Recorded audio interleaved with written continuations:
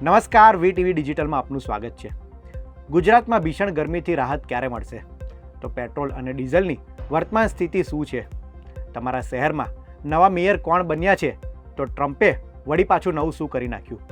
દિવસના 10 મહત્વના સમાચાર ફક્ત 5 મિનિટમાં જુઓ આજના ન્યૂઝ કેપ્સ્યુલમાં. શરૂઆત કરીએ ગુજરાતના વાતાવરણથી. ગુજરાતવાસીઓને ભીષણ ગરમીથી રાહત મળી શકે છે. આગામી 3 દિવસ ગરમીથી આંશિક રાહતની શક્યતા.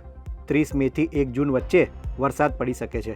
સાબરકાંઠા, અરવલ્લી, મહીસાગરમાં વરસાદની શક્યતા. વરસાદ સાથે કેટલાક પંથકમાં વીજળી પણ પડવાની આગાહી.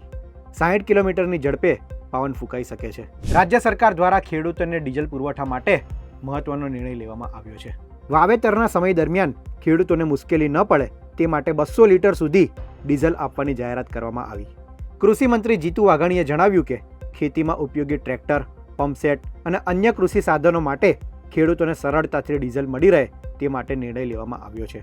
મુખ્યમંત્રી ભૂપેન્દ્ર પટેલ પણ ઈંધણની સ્થિતિ પર સતત નજર રાખી રહ્યા છે. આખરે અમદાવાદને નવા મેયર મળી ગયા છે. ભાજપે અમિત શાહના નજીકના ગણાતા હિતેશ બારોટની પસંદગી કરી છે. તો ડેપ્યુટી મેયર તરીકે અંજુબેન શાહ અને સ્ટેન્ડિંગ કમિટીના ચેરમેન તરીકે કમલેશ પટેલને જવાબદારી સોંપાઈ.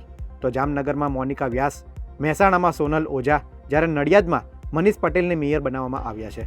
અમદાવાદના નવા બનેલા મેયર હિતેશ બારોટે મોટો નિર્ણય લીધો છે. મેયર બંગલાનો ઉપયોગ નહીં કરે હિતેશ બારોટ. કહ્યું, કોઈ પણ વ્યક્તિની ભેટ નહીં સ્વીકારું. મેયર તરીકેની સવલતોનો પણ ઉપયોગ નહીં કરું. અમદાવાદમાં મારી ઇલેક્ટ્રિક કાર જ વાપરીશ. મેયર ઓફિસમાં બેસીને નાગરિકોના કામ કરવાનો પ્રયાસ કરીશ. ડ્રાઇવિંગ લાયસન્સ મેળવવા માટે રાજ્યમાં AI ટેસ્ટ ટ્રેક સિસ્ટમ અમલી કરાઈ. રૂપિયાથી લાયસન્સ નીકળતા હોવાની ફરિયાદના પગલે રાજ્ય સરકારે નિર્ણય કર્યો.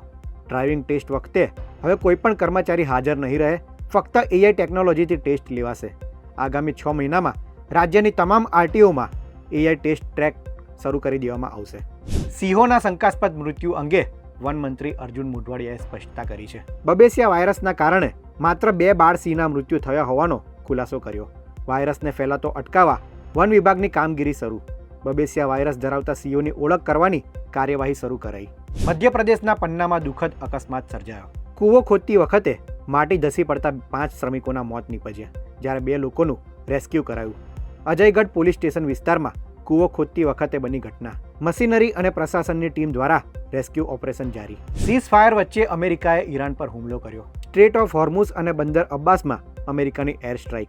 હોર્મુઝની ખાડીમાં ઈરાનની 2 બોટ નષ્ટ કરાઈ. આત્મરક્ષા માટે હુમલો કર્યો હોવાનો અમેરિકાએ કર્યો દાવો. કારોબારી સપ્તાહના બીજા દિવસે શેરબજાર ઘટાડા સાથે બંધ થયું. સેન્સેક્સ 479 અંકના ઘટાડા સાથે 76,009 અંક પર બંધ થયું, જ્યારે નિફ્ટી 118 અંકના ઘટાડા સાથે 23,913 અંક પર બંધ થયું.